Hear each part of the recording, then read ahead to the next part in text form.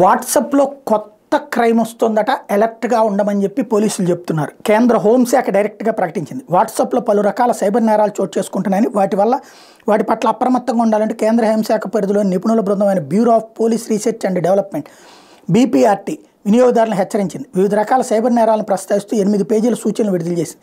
వివిధ రూపాల్లో సైబర్ నేరాలు, ఆర్థిక మోసాలకు పాల్పడుతున్నారని చెప్పింది. సైబర్ నేరగాళ్లు ఉద్యోగ అవకాశాలు, సొమ్ము, పెట్టుబడులు, ప్రణాళికల పేరుతో మిస్డ్ కాల్స్, వీడియో కాల్స్ చేస్తున్నారు. మారు పేర్లతో సందేశాలు పంపిస్తున్నారు. మొత్తం కంప్యూటర్ని హైజాక్ చేసి ఆ వ్యక్తి పేరుతో డబ్బులు సర్దుబాటు చేయాలంటూ మెసేజ్లు పెడుతున్నారు. వీటన్నింటికన్నా ప్రమాదమైంది సెక్సార్షన్ నేరమని హెచ్చరించింది. గుర్తులేని వ్యక్తులు వాట్సాప్ కాల్ చేస్తారు. అనంతరం పూర్తి నగ్నంగా ఉంటూ వీడియో కాల్ చేసి మాట్లాడతారు. ఆ తర్వాత బెదిరించి డబ్బులు గుంజుతారు. దీన్నే సెక్సార్షన్గా వ్యవహరిస్తున్నారు. వియత్నాం, కెన్యా, ఇథియోపియా, మలేషియాల నుంచి ఇలాంటి మిస్డ్ కాల్స్ వస్తున్నాయని చెప్పింది. వాట్సాప్లో చురుగ్గా ఉన్న వారిని గమనించి కోడ్ స్క్రిప్టెడ్ బోట్స్ ద్వారా వాటిని హ్యాక్ చేస్తున్నట్టు వివరించింది. ఇలాంటి ఫోన్ కాల్స్కి స్పందించకూడదని హెచ్చరించింది.